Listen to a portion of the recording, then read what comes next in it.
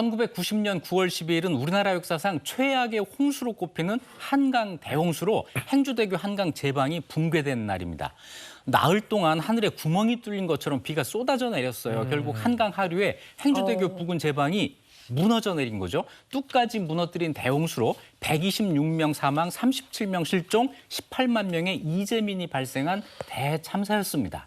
1990년 한강 대홍수, 한강 제방이 무너지리라고는 누가 생각을 했겠어요. 네. 고양시 일대가 다 잠겼죠. 네. 당시에 이런 대홍수가 발생한 원인은 뭐였을까요? 그때 태풍이 왔어요. 17호 태풍 도트가 서울에 왔는데 이때 서울 중부 지역의 저기압과 연결되면서 강한 비구름대를 형성을 했던 겁니다. 이 비구름대는 한강유역을 중심으로 해서 강한 집중호우를 만들어냈고 평균 452밀리의 강우량을 기록을 해요. 이 비로 한강 하류 수위가 감당할 수 없을 만큼 빠르게 상승하면서 한강 인도교 수위가 위험 수준 10.5m를 훌쩍 넘겨서 11.27m까지 올라갔고요. 결국 일산 근처 제방 하단이 무너지면서 고양시 일대가 물바다가 된 겁니다. 이때 일산 쪽 제방이 터지지 않았다면 상류 쪽 한강이 넘쳐서 서울을 뒤엎었을지도 모른다라고 하는 얘기가 있을 정도예요. 네, 이 한강 둑이 무너졌으니까 아마 그 당시 피해가 어마어마했을 것 같아요. 예.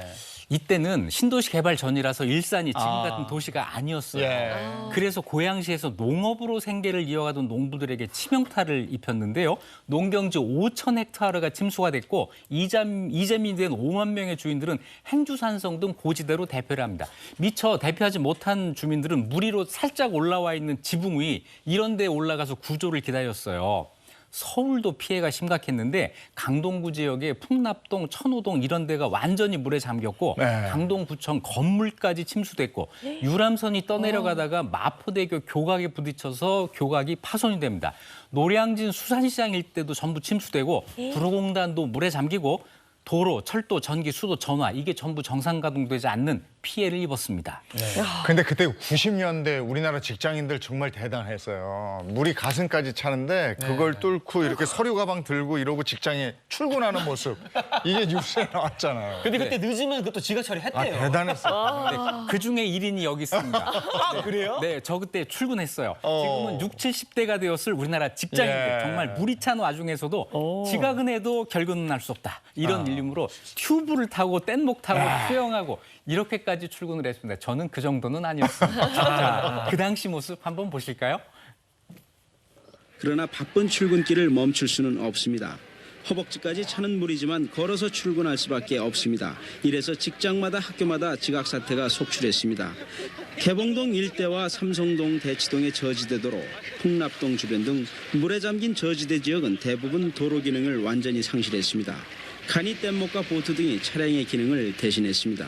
물이 불어나면서 통행이 통제되고 외출했다가 귀가하는 사람마다 가족들의 안위가 걱정됐습니다. 아이고. 야, 이래서 우스갯소리로 강한 자들만 살아남을 수 있었던 90년대 뭐 이런 말까지 있는데 이렇게 난리가 난 와중에도 일상을 멈출 수 없었던 시민들의 모습을 보니까 뭔가 짠하기도 하고 아 정말 대단하다는 생각이 들어요. 네, 저도 제가 저때 그랬나 짠합니다. 자, 1990년 한강 대홍수가 일어난 지 벌써 33년이 됐지만 지금도 태풍, 장마 등 각종 자연재해가 매년 일어나면서 큰 피해를 입히고 있습니다. 이런 악몽이 되풀이되지 않도록 근본적인 대책이 어느 때보다도 필요합니다. 네, 그러네요.